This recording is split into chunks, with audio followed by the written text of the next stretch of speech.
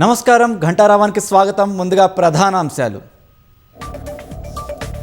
NEET UG పరీక్షా పత్రం లీకేజీపై CBI దర్యాప్తునకు ఆదేశం. త్వరలో పరీక్ష తేదీలు ప్రకటిస్తామన్న ఎన్టీఏ.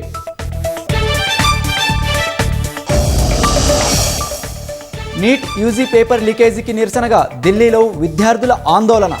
ఏటా ప్రశ్నాపత్రాలు లీక్ అవుతున్నా కేంద్రం చర్యలు లేవంటూ ధ్వజం.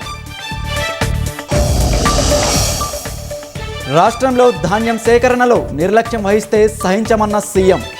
కొనుగోళ్ల రిపోర్టు ఎప్పటికప్పుడు సీఎస్కు పంపించాలని ఆదేశం. బంగాల్ సీఎం సువేందు పిఏ హత్య కేసులో లోతుగా దర్యాప్తు.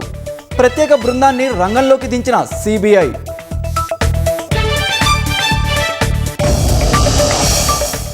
భారీ నష్టాల్లో ముగిసిన స్టాక్ మార్కెట్లు. 1456 పాయింట్లు నష్టపోయిన సెన్సెక్స్.